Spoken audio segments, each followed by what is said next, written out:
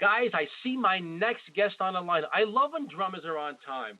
I love when drummers are on time. It makes my job easier.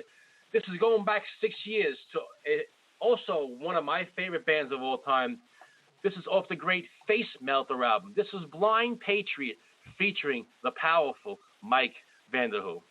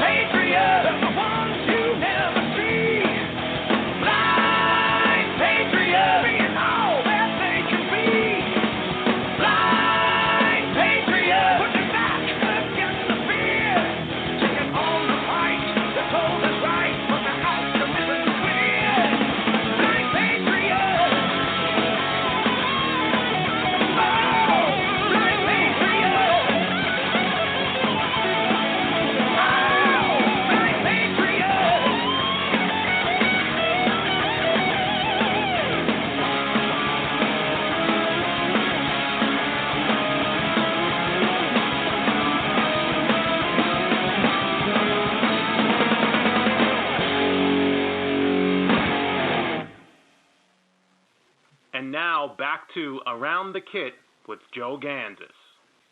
Wow, just a tremendous track. Guys, we are back, 646-787-8027. I call that song Mean Streak on steroids. It gives me great pleasure to welcome the powerhouse behind those Yamaha drums on that great song, the great Mike Vanderhoof. Mike, Joe Gansas, Around the Kit. What's up, brother? How you doing, Joe? Great to finally be doing this. Yeah, man, we talked. I am pumped up for you, bro. You're an absolute animal, and love you behind the set, man. What's going on tonight, kid? Thank you so much. Well, I just left watching some of our Warriors basketball game here. That's our home team. So if you're into it, yeah, it's too close to be into because it's scary. Yeah, but, I'm actually taping the game, so. Okay. Yeah, I think I am too. I hope it's working because I want to watch it. But we're I think we were down by 4 points or something right now. It's just back and forth. But we're not here to talk about sports. We're here to talk about drums with the great Mike. What's up, Mike? How you doing tonight, and how's everything going with the drummer world? Good. Everything's been going really well, actually. So, and Y&T, we're kind of on a little break right now. We got about 2.5 months off before we tour again, and I'm very happy to say we set aside that time to start working on a new record finally. So, great. I think it's been about 5.5 years since Face Melter. So we're ready. Yeah, you mentioned Y&T. I'll get to it. One of my favorite all-time bands. I want to go back a little bit, like I always do with my guests. I like to find out, what drove them years ago. What got them into, wanting to hit things with a stick. What was it for Mike Vanderhoof years ago?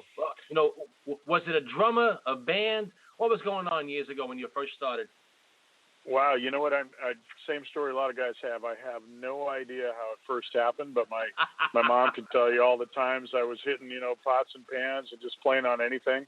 And next thing you know, I was making a drum set out of like coffee cans, and I was way into it in different sizes and cutting the bottoms and the lengths to try and tune them to make them sound like what I was hearing on records and stuff. It was crazy. And then I finally got some drum set, and it's really weird because you almost like already know how to play just from what you're listening and picturing and watching. And, I also played trumpet from second grade to senior in high school, so I got really good at reading music and listening to an entire band and knowing how to, quote unquote, control a band like a drummer should do, but yet be a team player, So yeah, and I always played. Then throughout school, I was playing both trumpet and drums just took over. But I played in jazz bands and big bands, and after that went on to be a working drummer, anything I can get my hands on in top 40 bands. And I mostly played R&B and soul and Motown and funk and and then the rock and roll thing.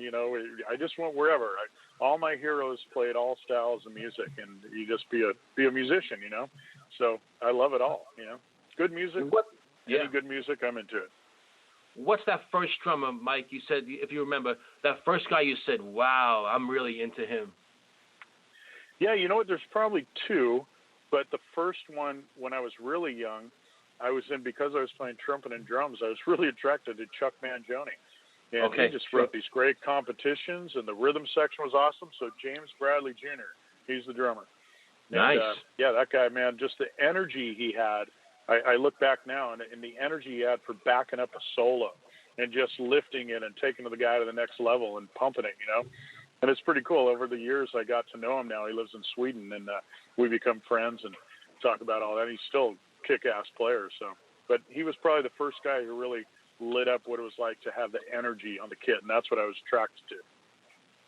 Great, guys. We are talking to the powerful, because that's what I give him a name, the powerful Mike Vanderhoof from the great Y&T, and so many great bands, so many musicians you play with. I'll get to that. But later on, we get introduced or whatever, acquainted with one of the greats of all time, Steve Smith, and you've been working with him for years and learning from him. How did you guys first come to meet? I know you're from the same area, but how did you guys first come to eat? Well, when I was a kid, I was a fan, so I'd go see him at every little clinic and everything he did in the area, and of course seeing Journey and stuff like that. So over time, just from bugging him, one day he decided he was going to teach. I had actually he did a clinic at a shop, and he taught for one afternoon. We played that time for the first time, and he always remembered me from that. But I think in the early 90s, when things were slow for him, it was like 1992, he finally called me up and said he was taking on some students. So I was very fortunate to get that call, and from then on, he became my mentor, my teacher, and friend, and helped me with recommendations and everything like that. But just to be around that guy and see how he, works on becoming better and better at his craft and always improving to put his mark on the world, it's just amazing. And you can't help but be so inspired by that, Yes, Mike. The guy's one of the best. We see him as a drummer. I don't know him as a teacher. Give me a couple of minutes on what kind of teacher Steve Smith is. Well, because he's so good at figuring out what he does and know how to tear it apart and analyze, how to make things happen and night after night, instead of just being like, when you're having a good night or a bad night, he really has studied himself and life, so he knew how to pass it on, because he's also a very good communicator, if you've ever seen any of his clinics or videos. Oh, yeah. And so, yeah, so he and then he would do that with me. He would sit there and analyze me and give this good positive feedback. And it would be just a lot of, I don't know where to start, but it was pretty funny. I could just tell you a day in like lessons with Steve. At the time, Journey wasn't doing anything, and he was just been out of that. And he's just playing around town with bands and doing jazz gigs and getting that all going again. So I would go up there, and he'd be finishing like a 4-hour rehearsal session in the morning by himself, just practicing.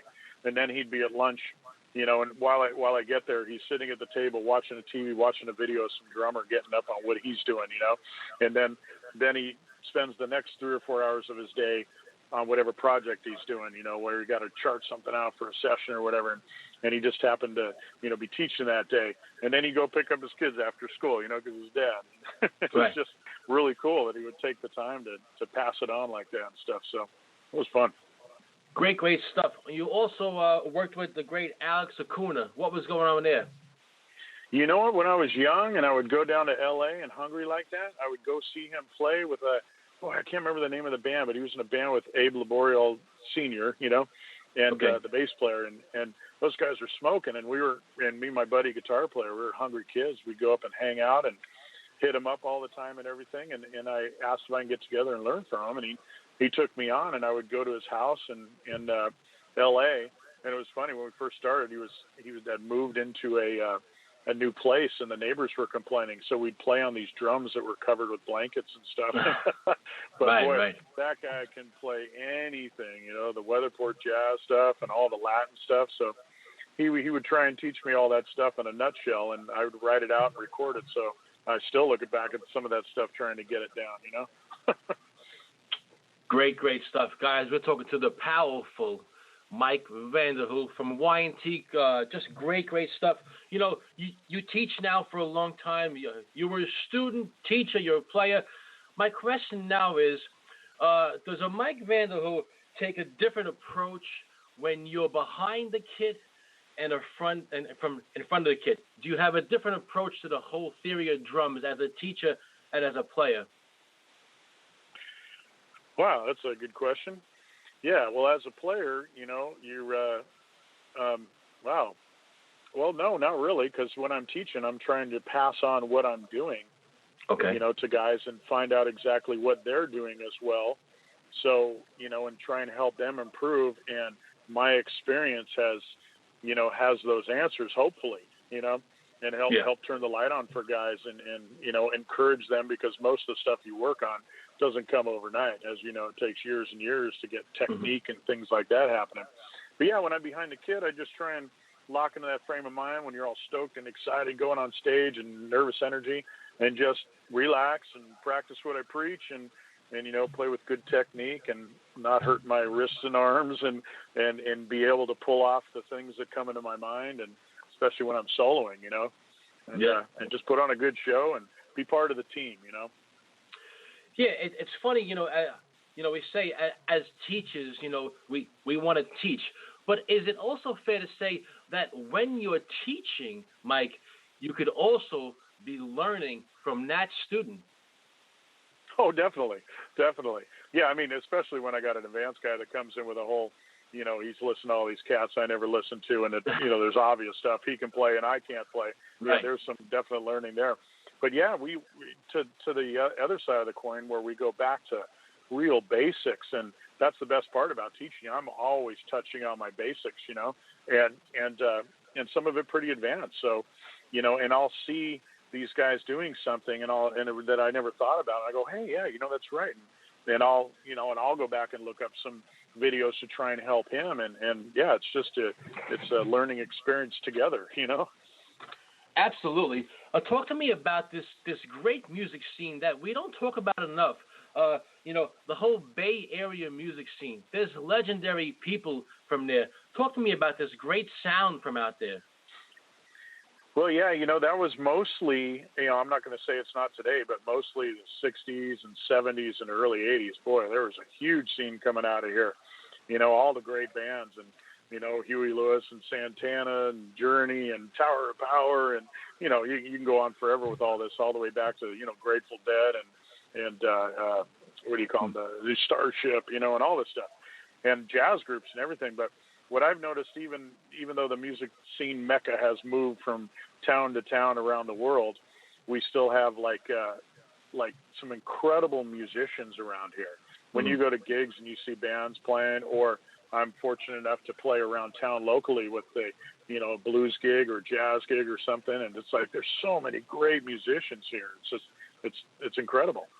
So a lot of cats who come through town pick guys from our town, you know, to get on their touring bands and stuff too. So that's pretty good to know. I think Metallica is from there, right? Metallica? Oh, definitely. Yeah. North Bay. Forgot to mention them. Yeah, another great band. Yeah, great stuff. You know, I wanted to talk about recording and even playing live to a click track. And when I say click track, Mike, sometimes the drummers, it's like I just shot them in the arm. It's like blasphemy. Oh, no, a click track. I can't do that. You'd be surprised, Mike. Myself, I do a lot of recording, and I do a lot of stuff with click tracks. I've been doing it for years, so I'm pretty prone to that. You know, I'm pretty advanced at click tracks. Thank God I can play them. But talk to me about drummers who are afraid to get involved in click tracks. What would you say to them to get them into more, you know, trying, you know, to even get into click tracks and why they're so scared, you know? Yeah, well, we're all scared of it because when you first do it, it's like, wow, I can't play a fill anymore. You know, it's like I can follow the click, but anytime you go for anything, it doesn't work, you know? Right. I remember those days. But yeah, I got some students said, you know, they play great, but they can't really play to a click yet or anything. But I definitely enforce that in my lessons because that's the definite thing you got to do today. And even when you're not playing to the click, it should still feel a really good time. But yeah, I mean, you know, I don't know if this is exactly answering your question, but I was really fortunate in playing with those R&B and soul bands when I was really young in my, you know, like 20, if even 20 yet. And that was when the Linn drum machine comes to life. And they set the thing next to me and they start the beats of the songs and they want you to play along with it, embellish it with cymbals and fills and stuff. So there's lesson A and playing in time every night, you know. And then that evolved into sequencers, and now I'm hooked up with MIDI and the keyboard player and now I got a 6'2" rack of, you know, samplers and drum machines, and we got percussion going and stuff like that, like what Weckl and John Robinson, those guys used to do back then. And I'd be playing along with that stuff to sequences and stuff, which feel way better. And I try to encourage guys to not just play to a click, but like, you know, get a loop or a drum machine so it feels better. Even when I have a click in the studio, especially if it's a slow song, you put like a shaker or a tambourine with it or something, so it has some sort of musical feel to it, you know. But yeah, I just tell the guys, you know, it does get to a point where it becomes another instrument that you're playing along with. You just hear it in your head, and pretty soon you can push and pull on the thing and get so good at it that when you're playing time and the fill needs to rush like it would if it didn't, I don't want to say rush, but push, you know, when you're going for a new section, you can do that, you know. And it's it's just a matter of giving a student or somebody a lot of confidence so they can get past that. And a lot of the older guys who never did it before, you know, they're just scared like an old dog, new tricks. But once they start doing it, they're like, oh, okay, I get it, you know. So, do you try to advocate metronome? Do you like to, you know, incorporate that a lot into your students? Oh yeah, definitely.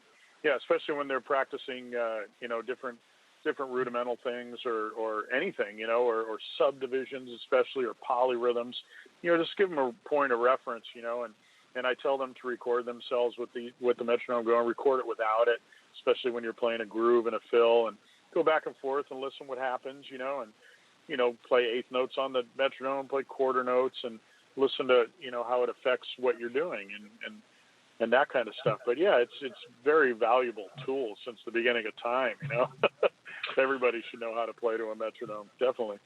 Absolutely. Guys, we're talking to the great, powerful Mike Vanderhoof from Y&T. You know, I always like to ask my drummers, you know, why they use this and why that.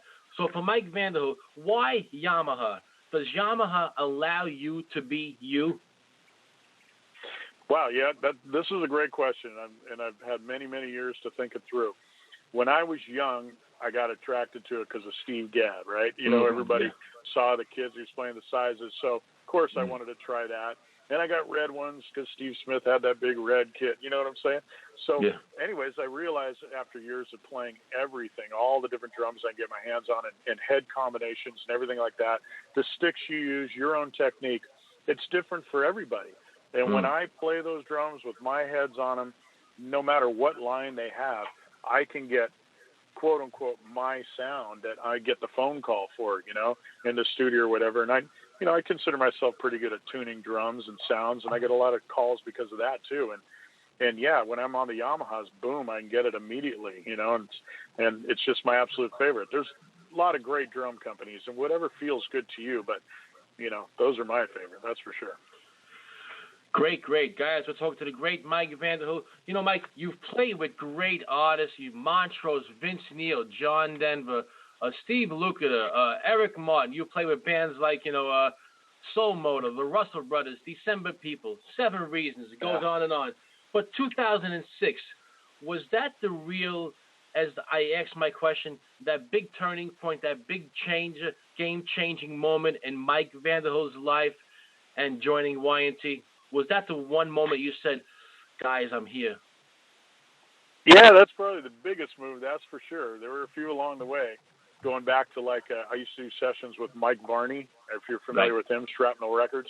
Yeah, and a lot of great drummers came out of that camp, and he recommended me to Brian Wheat from Tesla, and I was playing with Soul Motor, and that was cool, man. We were opening up for Def Leppard and all these cats and touring around, so, you know, I thought that was going to turn into something big, but, you know, Tesla got back together and all that.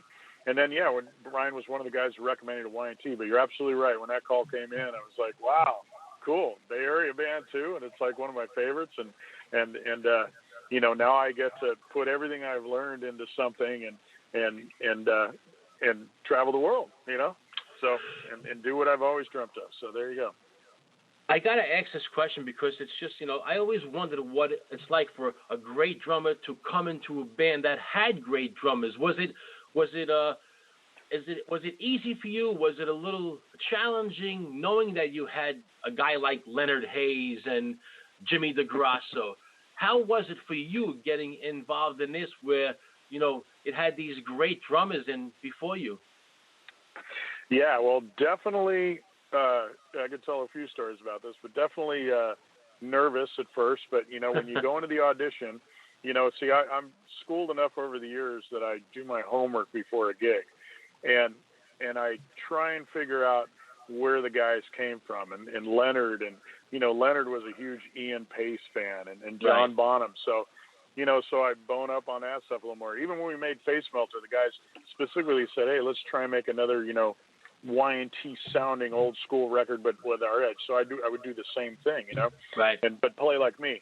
So, yeah, so I applied to that. But, yeah, you're right. You know, and Steve Smith played on the 10 record. And Jimmy, you know, amazing drummer, played his ass off on all those records. And I've seen the band, you know, a few times with both the drummers. I just remember it all. So, yeah, you're pretty nervous going in there, but you just go in there and do your best. But what was really funny is, okay, so now we're playing the first few gigs, and you're nervous as hell because you only had, like, you know, 9 days to prepare or whatever, and you're already hitting the road with them. And the first show we're playing in front of like 60,000 people in a German festival.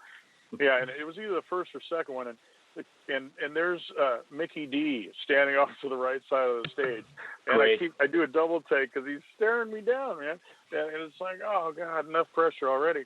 And this would go on a lot because so many bands looked up to Y&T. It's like I didn't really realize what an influence they had. I mean, I knew it, but I didn't realize the level until I got out with them. And all these great players, every instrument would just be there watching and learning still. What are they doing? So Mickey's like, who took the place of my, in my favorite band's drummer, and Right, but right. it was funny. After the show, I'm still not sure if he was kidding or kind of serious, but he comes up to me and goes, yeah, in the third verse of Mean Streak, you went to the ride cymbal, so the hi-hat. Why'd you do that? And I'm like, dude, I fucked up, man. Come on, give me a break, So he goes, all right, let's go get a beer, man. And yeah, but there's a lot of that at first. And but you just got to just be confident. I'm here for a reason, and Great. just play your ass off, Well, 2006, you joined this iconic band. Sadly, in life, people leave us too early. January 7th, 2011, we lose the great Phil Kenmore. Just a tragedy. Yeah. What do you think about when somebody says Phil Kenmore? Wow, you know what? We went through a lot of that thinking. But, I was lucky enough. Okay, so Dave's on the road with his wife, who's our tour manager, and it was pretty much down to the other guys all had something going on or whatever. So a lot of times back then we would also rent cars a lot in Europe. So it'd be like Phil and I a lot, or Phil and I would go out for drinks after, and he became like my best friend on the road. Wow. And he taught me the ropes of the rock and roll world. I mean, he was a rock star in every way. I called him the Keith Richards of Y&T, and he just lived it, breathed it, wrote great lyrics and great songs, and anyways, he was a true friend and a life role model. And all I can say in a nutshell is when he passed away, you just went, damn. Everybody has a great story to laugh at. Everybody tells a good story about him. There's great songs. He had a family and a kid, and you look back and he had no regrets. And you're just going, wow. When I die, I'll be lucky if I'm anything close to that kind of legacy. Great stuff. So sad. I know. I watched a couple of benefits. I seen Jeff Tate join you guys one night. All that stuff. Just great stuff. Yeah. So sad. Guys, we are talking to the great Mike Vanderhoof. Want to just talk to you about 3 albums you made with Michael Lee Firkins. How is that working with him? Really cool. And he's innovative virtuoso of a guitar player. Yeah. He's so different. So when I first hooked up with him, I'm like, okay, well, what approach are we doing here? And he came from, like, the first record was this rock thing, but he didn't even want to approach that. He said Barney kind of wanted him to do that to sell. So now he's doing this swampy blues, pedal steel sounding thing. So I'm like, okay, what do you want from me? And I'm trying to approach, trying to prep for it and everything. But we just kind of made a combination of all we felt and bluesy, a little jazzy, but still rocking. And it was funny because when he writes songs, he does these odd time things, and they're all pieced together very carefully, but he couldn't break them down into sections. He can only play you the start of the song to the finish of the song. So it's just like, wow, let me record this and go home and figure it out, But it was a great learning experience, and I got my first European tours and stuff with him and Jimmy O'Shea and this guy Little John Chrisley, and we'd play at like European NAMM show type things, and it was awesome. Great band. So great stuff. Mike, you've been in Y&T 10 years. Hopefully you're in another 10, 20 years, brother. You kick ass with this band. I can't even tell you, when I watch you, it's just right. And I mean, it's just right with you and this band. The band never gets the credit they deserve. So many bands, like you said, are influenced, and just in your face Melter is a masterpiece. If you check it out, it's Black Tiger done over like on steroids. It is great, brother, and all the stuff you do is great. Such a big fan of yours. My question to you right now is Y&T just another band or something special? Oh, no, definitely something special. I felt it the second I started playing with those guys. You can just feel, and I was talking about this yesterday, as a matter of fact. One of the coolest things, whether one of us is sick or down or whatever, on stage or even in rehearsal, the second we start playing, we have such respect for the music and each other that we just push each other, you know. And Dave demands that out of everybody, and you can just tell that it started off as a school guide band, you know, their dream, and it still feels that way. You know, when we're out there doing it, it's just like we always feel like we're lucky to be here and so grateful for the fans. We do meet and greets as often as possible so we can, you know, thank them and keep that, you know, close-knit fan group, you know. But it's just got that real I'm in a band vibe, you know, and Dave wanted that right out of the gates. He wants a band. He doesn't want sidemen, you know. So, yeah, but, you know, everybody's heart and soul is 100% into it, and I couldn't work for a better, nicer guy than Dave, man. He's so easygoing, yet he really wants the best out of you and pushes you, you know. Absolutely, and I watch you during your solos, and I wanted to talk to you about your set. You know, right now you're pretty much using a 5-piece set, right? A 1-rack tom and 2 floor toms. Have you switched over the years? You know, was it years ago? Was it double bass? Now you have a double pedal. You know, what was going on, and has it changed a lot, or stay the same? No, I've been playing like double bass since like 1981 or 2 or something like that. Real 2 bass drums before there was the double pedal. I think I even owned one of those first DW double pedals with the bent arm, you know. But yeah, right. Lots of toms. It depends on the band and stuff. And, you know, I could definitely apply more toms to this band and more cymbals and stuff. But there's something about it. You know, Leonard did it on this kind of kit. Yes. Yeah. And, you know, John Bonham did this kind of stuff. And, you know, I don't know. Sometimes I'm like, okay, well, I had a couple toms off to the left or something or another kick. But I don't know. It just the argument in my own head stays the same way. It's like, you know, you can make this music on this kit. And there's almost something impressive and more musical about being able to do it on this kit. And I tell you, our road crew likes it a lot better. That's for sure. But yeah, I'm like watching like Steve Smith with Journey or like Portnoy will be in a band opening up for us and stuff, and it's just like, oh man, you know, I got to get those things because the crowd hears that too and they love it. It's like I can do that, you know. So you never know. I might throw a couple more up there. Yeah. My question for you is, what do you prefer? You know, what does Mike prefer? Not as a band. What does Mike Vanderhoof prefer? 2 bass drums or the double pedal? Oh, actually, for sound and sonic purposes, nothing beats 2 separate bass drums. Although over the years I've gotten it so my technique I could leave the beaters off the head no matter what I'm playing, but still the beaters hit the head so fast. But if you're really on 2 bass drums, you can leave them wide open. You know, it sounds cool. Plus you got the 2 separate pitches and, you know, and it looks cool. Yeah, you know? Absolutely, sure. So, Mike, what is life if drums weren't in yours? I've never known it any other way. I don't know if I could answer that question. You know? Yeah, I don't even remember when I got into it. Like I said, my mom might be able to tell you, but I think it's always been there. It was meant to be.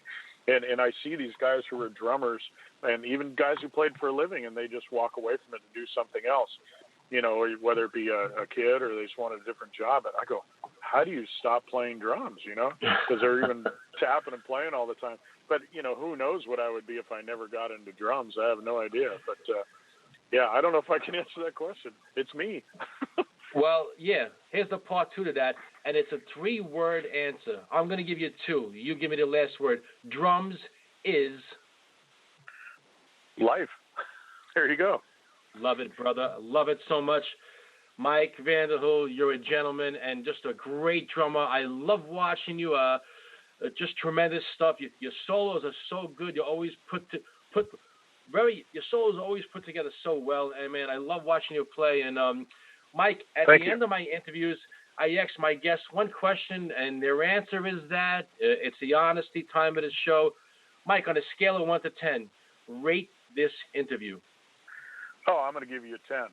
Your heart and soul is into it. You did your homework, and yeah, you're a great interview. That's the bottom line. I've done a bunch of them, and it's a pleasure to talk to you. And I could see how much your heart is into it. That's the bottom line right there. And I was going to tell you before we got off, I'm so happy to see how this show is catching on and gaining momentum. And I've been listening to. I didn't really know about you before you contacted me. I'll tell you the truth. So I've been listening to a lot of the past interviews, and you got a great thing going. I'm happy to spread the word. So best of luck to you. Yeah, you know, I have a goal, Mike, and like we all have goals in life. Mike had a goal. Maybe your goal years ago was to be in Y&T. Maybe it wasn't, but you're there now. So I consider this show right now, I'm climbing a ladder, Mike, and I have 10 steps to climb, and I'm getting there.